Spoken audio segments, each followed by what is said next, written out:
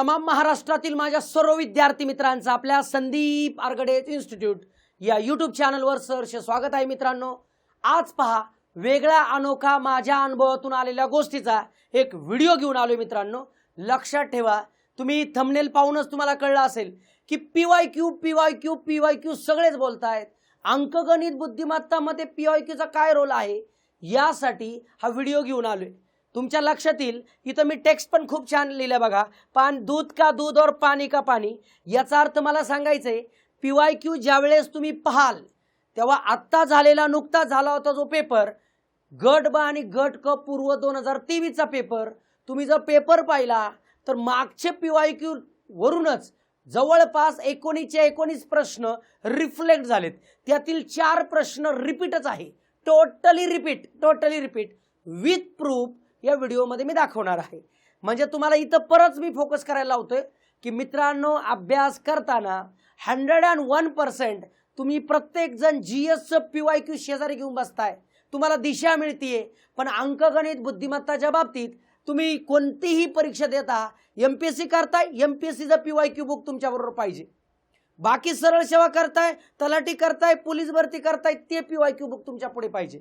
म्हणजे सगळ्यात महत्त्वाचं, तुम्ही जी परीक्षा करताय त्या परीक्षेला येणारे प्रश्न कसे असतील हे जर तुम्हाला प्रेडिक्ट करायचं असेल तर याच्यासाठी सगळ्यात महत्त्वाचं असतं पीवायक्यू, प्रिव्हियस इयर क्वेश्चन्स। लक्षात ठेवा, हाच रामबाण उपाय आहे, बाकी काही नाही। तुम्हाला सगळ्यांना माहीत असेल की जनरली बोललं जातं आणि माहीत आहे आपल्याला की आयोग आपल्याशी 2 माध्यमातून आपल्याशी संपर्क साधत असते, एक म्हणजे सिलेबस, 2 म्हणजे पीवायक्यू। आता अंकगणित बुद्धिमत्ताच्या बाबतीत एमपीएससीचा विचार करायचा झालं तर सिलेबस मधून काहीच अंदाज लावता येत नाही किंवा काहीच प्रतीत होत नाही की हे येईल ते येईल। पण पीवायक्यू बघून क्लिअर कळतं की कोणत्या टॉपिकवर फोकस केला पाहिजे, कोणत्या पार्टवर फोकस केला पाहिजे, मागे कसं विचारलं गेलं, पुढे कसं विचारलं गेलं, हे सगळं कळतं। त्यामुळे माझा तुम्हाला सांगण्याचा अट्टास हाच की तुम्ही कोणताही टॉपिक पुढे डोळ्यासमोर घ्या, त्या टॉपिकला आयोगाचे 2013 पासून तर आज तयागत जे प्रश्न आले ते सगळे टॉपिक वाईज सोडवा, तुम्हाला स्वतःच कळेल की आयोग तेच पॅटर्न विचारतंय, एखादे 2 नवीन पॅटर्न काढतंय। पण आपल्याला पीवायक्यू खूप म्हणजे खूप गरजेचं आहे। आकडे बदलतात, पॅटर्न वही है। म्हणजेच गंगाधर ही शक्तिमान है, शक्तिमान ही गंगाधर है, फक्त आपल्याला ओळखता आलं पाहिजे, बाकी काहीच नाही। चला बघा, मी विथ प्रूफ दाखवणार आहे तुम्हाला। इथं आपण जो पेपर पाहतोय तो संयुक्त गट ब आणि क पूर्व परीक्षा 2023 जी मागची झाली होती ती परीक्षा आपण डोळ्यासमोर ठेवून चाललेलो आहे। आता बघा मित्रांनो, मागच्या परीक्षेला प्रत्येक 20 आणि 20 प्रश्नांचं मी ॲनालिसिस करणार आहे, कुठून कसा प्रश्न घेतला आणि कुठं त्याचा संदर्भ लागतो हे या व्हिडिओमध्ये तुम्हाला कळणार आहे। म्हणजे याच्याहून कळेल तुम्हाला की तुम्ही मी नाहक बिनकामाचं वेगळे कष्ट करत बसले, पण आयोगाचे पीवायक्यूच आपल्याला नाही माहिती, त्या टॉपिकचा आपल्याला जर त्या प्रकारचे प्रश्न जर आपल्या डोळ्याखालून गेले असतील तर आपल्याला प्रश्न सुटायला हरकतच नाही। आपण काय करतो आणि काय करायला पाहिजे हा व्हिडिओ तुम्हाला नक्की दिशा देईल। आता बघा, हा जो प्रश्न होता 81 नंबरचा, वर्तुळाचे क्षेत्रफळ क्ष चौरस सेंटीमीटर असेल, त्याच वर्तुळाचा परिघ क्ष सेंटीमीटर असेल तर खालीलपैकी त्रिज्या कोणती। आता वर्तुळाचा क्षेत्रफळ, वर्तुळाचा परिघ या टाईपचे क्वेश्चन तुमच्या डोळ्याखालून जाणं गरजेचं आहे। आता बघा, इथे दिसतंय वर्तुळाचा परिघ इतका आहे तर वर्तुळाचा व्यास किती, म्हणजे वर्तुळाचा परिघ सूत्र, वर्तुळाच्या परिघा सूत्र, इथेही गरजेचं परिघा सूत्र आहे, व्यास आहे, त्रिज्या आहे, ओके ठीक आहे। इथं रिलेशन मिळतंय, जे लिपिक टंक लेखक परीक्षा 2015 ला हा टाईपचा प्रश्न विचारला गेला होता।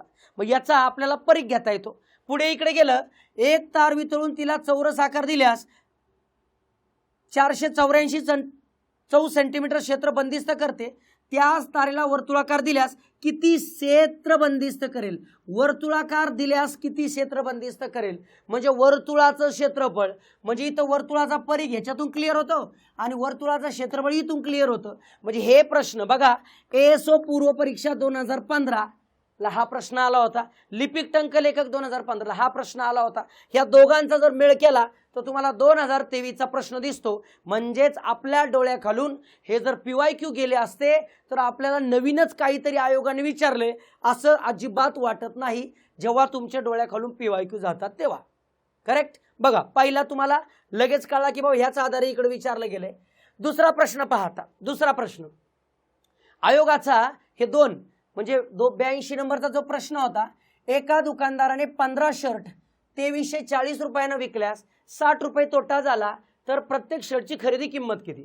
आता बघा लिपिक टंक लेखक मुख्य परीक्षा 2021 आणि हा कंबाईन पूर्व 2023, हा 21 क्लर्क मेन्स आणि हा 23. आता ह्या प्रश्नामध्ये बघा 15 शर्ट 2340, 15 शर्ट 2340, प्रत्येक शर्टची तोटा झाला 60, म्हणजे ॲज इट इज, न आकडे सुद्धा बदल नाही, आकडे सुद्धा बदल नाही, ॲज इट इज क्वेश्चन 2021चा रिफ्लेक्ट झाला 2023 मध्ये. हा जर प्रश्न जर तुमच्या डोळ्याखालून गेला असता, सोडवला गेला असता, इथं डायरेक्ट टिक झालं असते. बघा झालं असते की नाही. मागच्या वेळेस ज्यांनी युट्यूबचे व्हिडिओ पाहिले होते, माझी सिरीज बघितली होती, त्या सगळ्यांना माहिती आहे सर तुमचे 3 आणि 4 व्हिडिओ 4 प्रश्न ॲज इट इज आले होते, ॲज इट इज आले होते.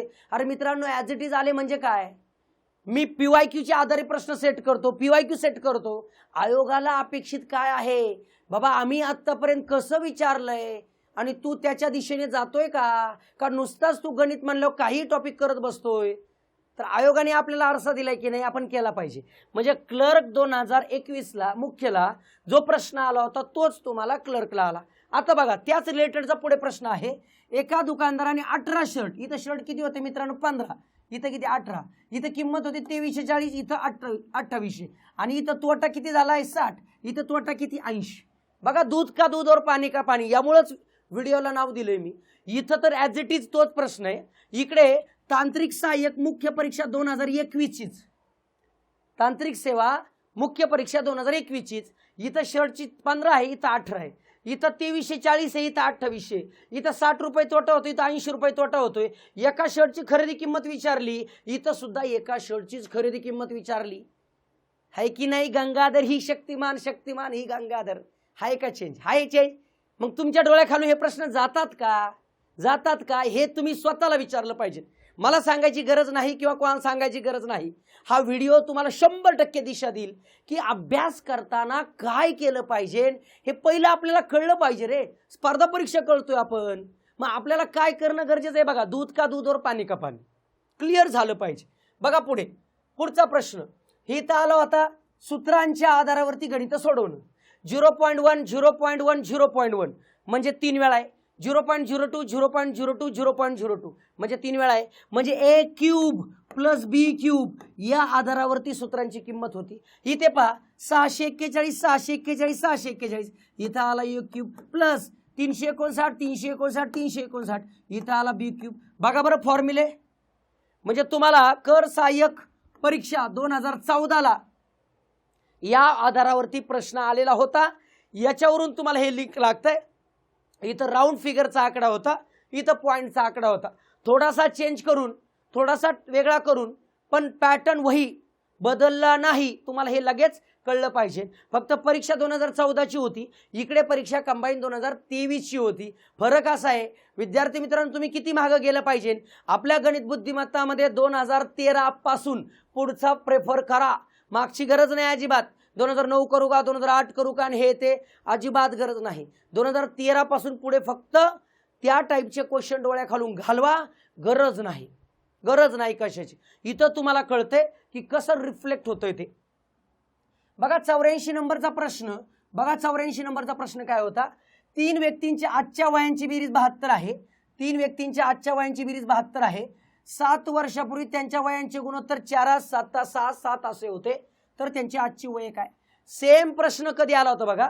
हा प्रश्न कंबाईन पूर्व 2023 आणि कंबाईन गट ब ची 2020ची प्रश्न. बघा प्रश्न इथं 72 वर्ष, इथं 72 वर्ष, गुणोत्तर 4 7 आहे, गुणोत्तर 4 7. इवन आयोगाचा तुम्हाला ही पण गोष्ट कळेल की पहिला पर्याय बघा 20 30 22, 20 30 22, 22 24 26, 22 24 26, 19 25 18, 19 25 28, बर 17 25 30, 17 25 30. अरे प्रश्न तर प्रश्न तोच आहे, शिवाय पर्यायाचा क्रम वर खाली सुद्धा नाहीये. दिसतंय की नाही. कधीचा प्रश्न होता 20चा, हा कधीचा 23चा. जाताय का तुम्ही मागे, जाताय का नाही. बरं तुमची काही चुकी नव्हती, कारण का तुम्हाला आयोगाच्या पेपरची प्रिंट आणावी लागत होती. कारण जीएसच्या बाबतीत सर PYQ एकत्र दिसत आहेत हो, पण गणिताच्या बाबतीत सर तुम्ही का नाही आम्हाला आत्तापर्यंत घेऊन आले? मग आत्ता तुमच्यासाठी अवेलेबल आहे ना PYQ बुक्स. जायचं दुकानामध्ये, तुमच्या जवळच्या कुठेही ऑनलाईन मागवा, कुठेही मागवा. अंकगणिताचं आणि बुद्धिमत्ताचं PYQ बुक हे मी स्वतः अवेलेबल केलं विथ सोल्युशन. नुसते प्रश्नच घ्यायचे आणि द्यायचे नाही, विथ सोल्युशन तुम्हाला मिळून जाईल. जवळच्या बुक स्टॉलमध्ये 100% विचारा, कारण आपल्याला दिशा कळणं गरजेचं आहे, दिशा, बाकी काहीच नाही. इथं लक्षात येईल बघा, ॲज इट इज प्रश्न रिफ्लेक्ट झाला, ॲज इट इज. म्हणजे आतापर्यंत तुम्ही पाहताय 2 प्रश्न रिपीट. बरं ठीक आहे, पुढे बघा. एका माणसाने बँकेकडून दर शेकडा 12% सरळ व्याजाने कर्ज घेतलं. 3 वर्षानंतर त्याने इतकं सरळ व्याज फेडले तर त्याच्या कर्जाची रक्कम काय? आता तुमचा सरळ व्याजाचा प्रश्न आहे. तुम्ही सरळ व्याजाला व्याजदर दिलाय, वर्ष दिले आणि सरळ व्याज दिले, तर टोटल रक्कम किती असेल विचारले. इथं बघा कधीचा प्रश्न आहे, कर सहाय्यक मुख्य परीक्षा 2017. एका वर्षाचा रक्कम दिली आहे, रक्कम मुद्दल दिली आहे, बर टोटल रेट दिला आहे आणि किती वर्षात सांगितले? एका वर्षात सांगितले. म्हणजे वर्ष, रेट आणि मुद्दल दिले. तुम्हाला व्याज काढायचं होतं, म्हणजे सरळ व्याजचं सूत्र वापरून हे तुम्हाला कळत होतं. इथे पहा 6,000 रुपयाचं कर्ज घेतलं होतं, 3 वर्षानंतर वर्ष तेच आहे, एवढे कर्ज परतफेड केलं तर व्याजाचा दर काय? म्हणजे इथं व्याजाचा दर आहे, इथं तुम्हाला काय मिळते? व्याज काढा मिळते, इथं रक्कम काढायची. म्हणजे फॉर्म्युला तिन्ही याच्यामध्ये एकच आहे, सरळ व्याजाचा PNR / 100 आणि याच्यामध्ये किमती दिल्या. म्हणजे ज्या वेळेस तुम्हाला ही कर सहाय्यक मुख्य परीक्षा 2022 आहे, ही कर सहाय्यक मुख्य परीक्षा 2017 आहे, ज्या वेळेस हे 2 प्रश्न तुम्ही सोडवता तेव्हा तुमच्या डोळ्याखालून तो प्रश्नाचा, त्या टॉपिकसाठी असणारा फॉर्म्युला, त्याच्या असणारी ट्रिक्स, हे सगळं डोळ्याखालून जात असतं. मग असे प्रश्न दिसल्यानंतर तुम्हाला 15 ते 30 सेकंदाच्या आतमध्येच प्रश्नाची उत्तर येतात. मग तुम्ही या प्रकारचे प्रश्न सोडवले पाहिजे की नको, तुम्हीच विचार केला पाहिजे. बघा पुढचा प्रश्न, 86 नंबरचा प्रश्न होता. 16,000 किमतीच्या यंत्राची किंमत दरवर्षी 5% कमी होते, तर 2 वर्षांनंतर त्याची किंमत किती? हा प्रश्न कंबाईन गट ब आणि गट क 2023. बघा कर सहाय्यक मुख्य परीक्षा 2021. इथं किती आहे? 16,000. इथं 16,000. यंत्राची किंमत दरवर्षी 5% कमी होते, 2 वर्षांनंतर त्याची किंमत काय? ॲज इट इज प्रश्न आला रे, ॲज इट इज आला, ॲज इट इज, काहीच बदल नाही. गणितात प्रश्न सुद्धा रिपीट होऊ शकतात. हे कंबाईन गट ब आणि गट क मध्ये 4 प्रश्नांच्या बाबतीत झालं. आकडेही बदल नाही, काहीच बदल नाही. पॅटर्न वही आणि सगळं आकडे सुद्धा तेच. मग हे तुम्हाला डोळ्यासमोर दिसतंय. मग हेच जर प्रश्न 2021चा जर डोळ्याखालून गेला असता, निदान त्याची दिशा मिळली असती, काहींना उत्तरही सोडून झाली असती, पटकन टिक केलं असतं, सगळं क्लिअर आहे. बघा आकडे जो काही पर्याय आहे, पर्यायांचा क्रम सुद्धा वेगळा नाही ओ, क्रम सुद्धा वेगळा नाही. आयोगाला ओळखा मित्रांनो, सांगण्याचा पर्पज एकच आहे, आयोगाला ओळखा. कशाच्या माध्यमातून ओळखा? कसा आहे आयोग? PYQ. कसा आहे आयोग? PYQ. PYQ ज्याला क्लिअर कळेल, कशा प्रकारचे प्रश्न आले त्या टॉपिकचे कळेल, त्याला पुढची दिशा 101% कळेल. हे तुम्हाला कळून जातं. पुढचा बघा प्रश्न काय होता. आगगाडीचं प्रवास भाडं पहिल्यांदा 20% वाढलं, पुन्हा सलग 2 महिन्यात 10% आणि 25% वाढलं, तर सुरुवातीच्या प्रवास भाड्यात काय बदल झाला? आता वाढ घट घट घट वाढ घट काय प्रकार आहे तो. इथं प्रश्न लिपिक टंकलेखक मुख्य परीक्षा 2022ला विचारला होता. राजूचा पगार अगोदर 10% कमी झाला, नंतर तेजीमुळे 20% वाढविला, तर मूळच्या पगारात काय? आता इथं 3 किमती आहेत, 1, 2 आणि 3. इथं किमती किती आहेत? 2. म्हणजे ज्या वेळेस 2 किमतींचा तुम्हाला कळतं तेव्हा तिसरी किंमत फक्त एकच व्हॅल्यू वाढवायची होती, बाकी काहीच नाही. मग ज्या वेळेस अशा प्रकारचे प्रश्न डोळ्या खालून जातात, थोडासा जरी चेंज केला तर आपला चुकण्याचे काही चान्सेस नाही ना, कारण त्या प्रकारचं आपण केलं होतं. म्हणजे पॅटर्न इकडे सेमच आहे, पॅटर्न सेमच आहे. 2च्या बदल्यात तिकडे फक्त 3 आहे. बघा पुढचा प्रश्न. आता ही पदावली, पदावली पदावली पदावलीचा प्रश्न बघा. हा कधीचा आहे? गट ब आणि क 2023. इथे बघा कर सहाय्यक मुख्य परीक्षा 2021. बरोबर. प्रश्न बघा रे, प्रश्न काय बदल आहे? काय बदल आहे? ॲज इट इज, काहीच बदल नाही. आकडे सुद्धा तेच. पर्याय पहा 96. यांनी फक्त 9.63 नंबरला घेतले, इथंही 3 आहे. 6.9 हे 4ला घेतलंय आणि 9.6 इथं 2ला घेतलंय. फक्त प्रश्न ॲज इट इज कॉपी केला, पण 2 नंबरचा पर्याय 4 नंबरला आणि 4 नंबरचा 2 नंबरला असं फक्त केलं. पण हे प्रश्न डोळ्याखालून गेला. निदान माझा उद्देश एकच आहे, प्रश्न ॲज इट इज रिपीट यावं, आकडे सुद्धा रिपीट व्हावं नाही. पॅटर्न त्या प्रकारचे येतात येतात येतात हे कळावं, यासाठी आपला सगळा अट्टाहास आहे. हा व्हिडिओ त्यासाठी आहे. तुम्हाला हे सगळं विथ प्रूफ दाखवतोय मी की कुठे कोणता रिफ्लेक्ट झाला होता आणि कशा प्रकारचा रिफ्लेक्ट झाला होता. बघा पुढचा प्रश्न. बघा सरासरी त्यावेळेस कंबाईनला वाटलं सगळ्यात अवघड असणारा जर काय असेल तर सरासरीचा प्रश्न होता सर. इथे बघा, एक फलंदाज, इथं फलंदाज 19व्या डावात 98 धावा करतो, 12 डावामध्ये काही सरासरी काही धावा करतो. ते बघा किती, 13 डावामध्ये 64 धावा करतो. इथं दिले 19व्या डावात 98 धावा करतो, त्यामुळं सरासरी 4ने वाढते, याच्यामुळं सरासरी धावसंख्या 2ने कमी होते. इथं वाढते, इथं कमी होते. तर 19 डावानंतर सरासरी किती, 13व्या डावानंतर सरासरी किती. म्हणजे दोन्ही प्रश्न सेम टाईपचा आहे.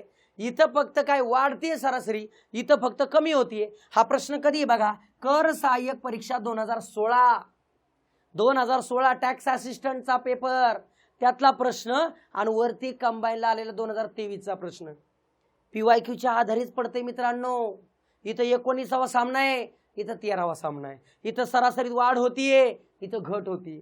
जेव्हा घट होतीये तेव्हा माझ्यासारखा शिक्षक प्रश्न बनवताना 2016चा प्रश्न घेतो. ह्या प्रश्नामध्ये जर कमी होत असेल सरासरी, तर एखादा प्रश्न असा बनवावा आपल्या बॅचमध्ये, आपल्या व्हिडिओमध्ये, ज्याच्यामध्ये सरासरी वाढ होते असा बनवला आणि 2023ला तशा प्रकारचा रिफ्लेक्ट झाला. कळतं की नाही? ही दिशा तुम्हाला कळणं गरजेचं आहे. आता तर फायदा झाला, आता PYQ मध्ये वाढ पण आणि घट पण दोन्ही प्रश्न आलेत. आता येणाऱ्या काळामध्ये वाढ येऊ घट येऊ तुमचं क्लिअर असेल. त्यासाठी PYQ खूप महत्वाचं आहे. बघा पुढे, एका वर्तुळाचे क्षेत्रफळ 3 सेंटीमीटर, 4 सेंटीमीटर, 12 सेंटीमीटर त्रिज्या असणाऱ्या 3 वर्तुळांच्या क्षेत्रफळांच्या बेरजे इतका आहे. आता वरती किती आहे, 3 वर्तुळ. इथं बघा सेम, एका वर्तुळाचं क्षेत्रफळ 6 सेंटीमीटर, 8 सेंटीमीटर त्रिज्या असणाऱ्या 2 वर्तुळांच्या क्षेत्रफळा एवढे असेल. वरती किती होते, 3, खाली किती आहे, 2. 2च्या जागी फक्त 3 केले.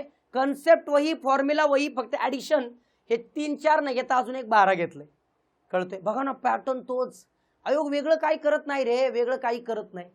गणित अवघड होता, 20 प्रश्न आले होते ना, असंच होतं तसंच होतं, वेळच नाही पुरला, सगळी काही कारणं येतात पुढे. का? आमच्याकडे दिशा नाही. आम्ही फक्त करायचं म्हणून करतो, करायचं म्हणून करतो. नाही, योग्य दिशा लय महत्वाची. योग्य दिशा, हे दिशा देण्यासाठी हा व्हिडिओ लक्षात ठेवायचा. बघा पुढे, हा कधी प्रश्न आला बघा, लिपिक टंकलेखक मुख्य परीक्षा 2018ला आला होता. 18, 16, 13, 14, 19, 21 सगळे 23 करताय. आता पुढचा अभ्यास करताय तर लक्षात ठेवा, 24चा अभ्यास करताय. तुम्हाला कळलं पाहिजे 2013 पासून तर 2024 पर्यंत समाज कल्याणचा जो पेपर झालाय तिथपर्यंत तुमच्या डोळ्याखालून प्रश्न त्या त्या टॉपिकचे गेलेच पाहिजे. मग मला सांगा 24चा पेपर झाल्यानंतर नवीन काय आले, नवीन काय आले बघा, तुम्हाला कळणार आहे. बघा, हे प्रश्न एक आयोगाने पहिल्या कीने चुकवला होता, दुसऱ्या कीने मग चेंज करून दिला. हे लक्षात आलं असेल. बुद्धिबळाच्या पटावर किती चौरस आहेत, चौरस चौरस चौरस. इथे बघा खालील आकृतीत किती चौकोन आहेत, चौकोन.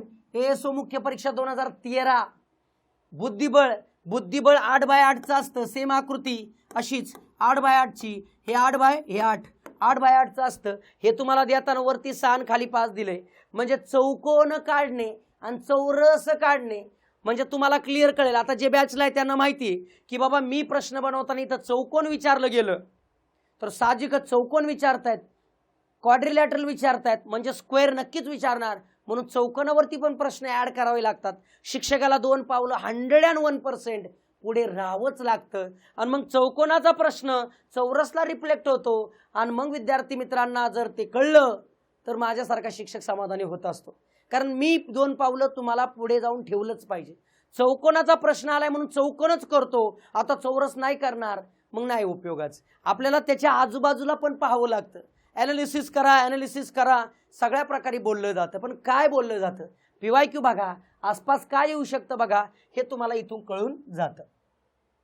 पुढचं बघा, हे जर पाहिलं श्रेणी थोडक्यात अंकमालिका, तर अंकमालिका तुम्हाला त्या टाईपच्या लॉजिकचे प्रश्न 2016ला सेम लॉजिकचा प्रश्न दिसतो. पुढे जाऊया. इथे सिलोलिझमचा, हे तर आयोगाचा आवडीचाच आहे. 3 प्रकारचे प्रश्न मी काढलेत. एक लिपिक एएसओ मुख्य परीक्षा 2008ला होता, एक उद्योग निरीक्षक मुख्य परीक्षा 2021ला होता आणि एक लिपिक टंकलेखक पूर्व परीक्षा 2017ला होता. ह्या तिन्ही प्रकारच्या आकृत्या, तिन्ही प्रकारचे लॉजिक सेम तुमच्या ज्या परीक्षेला आला होता गट ब आणि गट क पूर्व 2023ला सेम होता, सेम. मग हे 3 जर प्रश्न तुमच्या डोळ्याखालून गेले असते इथं चुकण्याचं काही कारण आहे का? नाही. बघा पुढचा प्रश्न. अंकिताच्या आईचे वय तिच्या वयाच्या 2.5 पट आणि तिच्या भावाच्या वयाच्या 4 पट. त्यांच्या वयांची बेरीज किती? 60 वर्ष आहे. तर अंकिताच्या भावाचे 2 वर्षानंतर वय काय? आता वयवारीचा प्रश्न बघा. एक माणूस त्याच्या मुलाच्या वयाच्या 3 इथं अंकिता आईच्या वयाच्या बघा, अंकिताची आई अंकिताच्या 2.5 पट, 3 दुप्पट 2.5 पट 5 पट. बर, आणि इकडे पहा संजय 3 वर्षांनी मोठा आहे. संजयचे वय दुप्पट आहे, दुप्पट. त्यांच्या तिघांच्या वयांची बेरीज 103. इथं त्यांच्या तिघांच्या दोघांच्या भाऊ आई आणि अंकिता तिघांच्या वयाची बेरीज 66. इथं तिघांची बेरीज 103. हा परीक्षेला प्रश्न आलाय तांत्रिक सेवा पूर्व 2022. हा प्रश्न आला लिपिक टंकलेखक मुख्य 2022.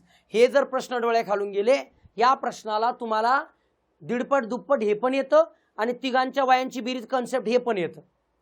म्हणजे तेच आहे, फक्त आकडे बदल आहे, पॅटर्न तोच आहे, लक्षात ठेवायचा. पुढे बघा सिटिंग अरेंजमेंटचा प्रश्न.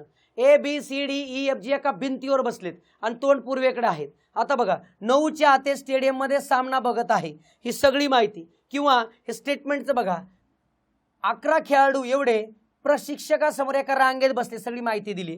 म्हणजे तुम्हाला लिपिक टंकलेखक मुख्य परीक्षा 2021, इथं एक्साइज पूर्व 2017 यांचे प्रश्न जर सोडवले तर तुम्हाला हे क्लिअर कळून जातं. कळलं? सिटिंग अरेंजमेंटचा प्रश्न. पुढे पहा कॅलेंडरचा प्रश्न होता बघा. कॅलेंडरचा इथं पोरांना कळलंच नाही, अचानक आंतरराष्ट्रीय योगा दिन कसा आला आणि राष्ट्रीय विज्ञान दिन कसा आला सर, हे मला माहीत नव्हतं. कारण तुम्ही लिपिक टंकलेखक परीक्षा 2013ची आणि कर सहाय्यक मुख्य परीक्षा 2019चा जर पेपर सोडवला असता तर तुम्हाला कळलं असतं. इथं क्रांती दिन विचारलंय आणि बालदिन काढायला सांगितलंय, म्हणजे दिनविशेष महत्वाचं आहे. इथं शिक्षक दिन विचारलंय आणि त्याच वर्षीची गांधी जयंतीची विचारली. म्हणजे आपल्याला जे राष्ट्रीय दिन आहेत ते आपल्याला माहीत पाहिजे. हे 2013 सांगतंय, 2019 सांगतंय आणि मग त्यानुसार हा प्रश्न होता. बदल काहीच नाही. तुम्हाला पॅटर्न वहीचे रोड तोच आहे, फक्त तुम्हाला कळतं की थांबा वेगवेगळा आहे. कळतं की नाही? हे सगळं तुम्हाला दाखवण्याचा, दूध का दूध और पाणी का पाणी करण्याचा उद्देश एकच आहे की तुम्ही फोकस PYQ केलंच पाहिजे. PYQ previous year questions compulsory केले पाहिजे, कंपल्सरी. आणि ते करताना परीक्षेचा पेपर घेऊन करू नका, टॉपिक वाईज करा. टॉपिक वाईज शेकडेवारी टॉपिक घेतलाय ना, मग शेकडेवारीला आतापर्यंत 67 प्रश्न आले 2013 पासून आतापर्यंत. मग हे 67 प्रश्न जेव्हा तुम्ही सोडवाल तेव्हा तुम्हाला आयोगाला तुमच्याकडून अपेक्षित काय स्वतः स्पष्ट कळेल. आयोगाला काय पाहिजे हे कळेल, तेव्हाच कळेल, तसं कळणार नाही. त्यासाठी ते 67 प्रश्न एकाच जागी सोडवणं गरजेचं आहे. बघा पुढचा प्रश्न. इथं संख्या मालिकेचा प्रश्न होता, सेम लॉजिक इकडे रिप्लेट आहे बघा. 3 ह्याच्यामध्ये इथं 3 लॉजिक एकत्र होते, इथं 3 लॉजिक आहे बघा. इथं सुद्धा तेच आहे. म्हणजे मुख्य परीक्षा करा, राज्यसेवा परीक्षा करा, एएसओ मुख्य करा, कर सहाय्यक परीक्षा करा, कुठं ना कुठं त्या प्रकारचं लॉजिक अगोदर विचारलेलंच आहे, हे आपल्याला कळलं पाहिजे. मग ही अंकमालिका टॉपिक आहे. आतापर्यंत जवळपास 70+ प्रश्न 2013 पासून आलेत. हे जेव्हा 70+ प्रश्न तुमच्याकडून सोडवले जातात तेव्हा तुम्हाला कळतं की आयोगाचा येणारा पुढचा पेपर किंवा प्रश्न ह्या टॉपिकचा त्याच्या बाहेर नाही येणार, त्या पॅटर्नच्या बाहेर नाही. आकडे बदलू द्या, गणितामध्ये आकडे बदलतात पण पॅटर्न बदलत नाही, ही गोष्ट लक्षात ठेवा. एकच प्रश्न जो मला जाणवला की तो अनआयडेंटिफाईड जो प्रश्न होता तो शब्दांची अक्षरे क्रमानुसार लावले, म्हणजे अल्फाबेटिकल ऑर्डरनुसार लावल्यानंतर कोणत्या अक्षराचा क्रम बदलणार नाही, एवढा एकमेव प्रश्न हा वेगळा होता जो आतापर्यंत MPSCने त्या पॅटर्नचा विचारला नव्हता. पण प्रश्न इझी होता एकदम, की तुम्हाला हे लक्षात आलं पाहिजे की हा प्रश्न म्हणजे आता अशा प्रकारचे प्रश्न काढण्याची जबाबदारी ही माझ्यासारख्या शिक्षकावर असते. म्हणजे ह्याच्याबरोबर मी MPSC तर तुमच्या पुढे ठेवतोच, म्हणजे सगळा चारा पाणी आणून ठेवणं, पण अजून पण चारा पाणी गोळा करणं, कोणकोणत्या परीक्षेला काय येतंय, वेगळं काय मिळतंय, नवीन काय मिळतंय, मग ते टेस्ट सिरीजच्या माध्यमातून असू, कोणत्या माध्यमातून असू, तुमच्याकडून त्या प्रकारची प्रॅक्टिस करून घेणं हे माझं काम असतं आणि मी ते करतो. त्यामुळे असे प्रश्न जे आहेत ते त्यावेळेस सुद्धा वाटतात की हा सुद्धा आमचा झालाय, तो PYQ मध्ये नाही झाला पण सरांच्या बूस्टर टेस्ट सिरीजमध्ये झालाय, हे आपल्याला कळलं पाहिजे. म्हणजे लक्षात ठेवा, अटॅच का राहावं, कोणत्याही शिक्षकाची अटॅच का राहावं, कारण शिक्षक नेहमी विद्यार्थ्याच्या 2-4 पावलं पुढेच चालतो आणि तो आपल्या विद्यार्थ्याला कसा फायदा होईल यासाठी कलेक्ट करत असतो, डेटा मिळवत असतो, नॉलेज मिळवत असतो, ट्रिक्स घेत असतो आणि तो विद्यार्थी मित्राला बघत असतो, बघ पुढे जाऊन असे तुला ठेच लागल, त्याच्या अगोदर सावध राहा. हे शिक्षकाचं काम असतं आणि ते करावं लागतं, तेव्हाच त्या पदाला, त्या आपण स्वीकारलेल्या पदाला न्याय मिळत असतो. लक्षात ठेवा. पुढचा प्रश्न पहा. इथे सान्वी पूर्वेकडे काही अंतर चालत जाते, ती तिच्या डाव्या बाजूला 90 अंशात वळते, पुन्हा अंतर जाते 135 डिग्रीमध्ये वळते, असं दिले. डिग्रीमध्ये वळणे, राज्यसेवा पूर्व परीक्षा 2021चा जर प्रश्न पाहिला, हाच प्रश्न 2 वेळा विचारला गेला होता. इथे बघा, एक व्यक्तीचे मुख पश्चिमेकडे आहे, ती व्यक्ती घड्याळाच्या दिशेने 45 अंश कोनातून वळते, पुन्हा घड्याळाच्या दिशेने 180तून वळते, वरती कोनात वळायचे, इथेही कोनात वळायचे. ते तांत्रिक सहाय्यक परीक्षा 2013ची जर घेतली, जैन नैऋत्येकडे पाहते आहे, ती तिच्या डावीकडे 135 डिग्रीमध्ये वळते, नंतर त्याच दिशेने 45 डिग्री वळते, नंतर ती घड्याळी दिशेने 270 वळते. म्हणजे इथंही कळतंय कोणात वळायचंय, इथंही कळतंय कोणात वळायचं. मग का नाही तुम्ही 2023ला कोणात वळले, का चुकलं? कारण हे तुम्ही पाहिलं नाही म्हणून चुकले. ज्यांनी पाहिलं त्यांना अडचण नाही आली. तुम्ही PYQ केलेच पाहिजे, यासाठी हा व्हिडिओ लक्षात ठेवायचा. पुढे बघा, डायग्राम, व्हेन डायग्रामचा प्रश्न होता शेवटचा 100वा. इथं तुम्हाला डायग्राम दिसती, ही डायग्राम खालीलपैकी कोणतं सांगते? तुम्ही बघा, हे वनसेवा पूर्व परीक्षा 2017, ही डायग्राम खालीलपैकी कोणतं सांगते? इथं उलटा दिला होता, वरती शब्द दिले होते, शब्द खालीलपैकी कोणती डायग्राम सांगतात? बघा, आहे का नाही? दूध का दूध और पाणी का पाणी. क्लिअर कळलं असेल तुम्हाला की आयोगाचे प्रश्न सोडवणं किती गरजेचं आहे, किती महत्वाचं आहे. का नाही तुम्ही 15च्या प्लस जाणार रे? 101% जाणार. जेव्हा योग्य दिशा असते तेव्हा अडचण नाही. त्यामुळं माझं प्रत्येकाला सांगणं आहे, प्रत्येकाला विनंती, हात जोडून विनंती, तुम्ही प्रत्येकाने अभ्यास करा, तुम्हाला जसं वाटेल तसं करा. तुम्हाला वाटलं सर आयोगाचे पेपर डाउनलोड करून मी टॉपिक वाईज सेपरेट प्रश्न करतो, करा, काहीच अडचण नाही. सर माझ्याकडे प्रिंट आउट आहे, करा, पण आयोगाचे PYQ सोडवा, टॉपिक वाईज सोडवा. एकाच जागी सगळे प्रश्न ज्यावेळी मिळतील ना, तेव्हा त्या टॉपिकची 100% तुम्हाला दिशा मिळालेली असेल. म्हणून आता ही तर गोष्ट आनंदाची झाली आहे तुम्हाला, एवढा खटाटोप करणं तुमच्याकडून शक्य नाही. मग PYQ जे बुक्स आहेत, म्हणजे अंकगणिताचे PYQ बुक आले अंकगणित ग्रंथ म्हणून, बुद्धिमत्ताचं PYQ बुक आले बुद्धिमत्ता ग्रंथ म्हणून.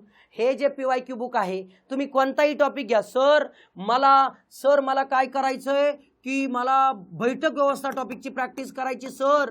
मग बैठक व्यवस्था टॉपिक प्रॅक्टिस करत असताना आतापर्यंत आयोगाचे 70च्या आसपास प्रश्न आलेत, बैठक व्यवस्था टॉपिकवर सोडव.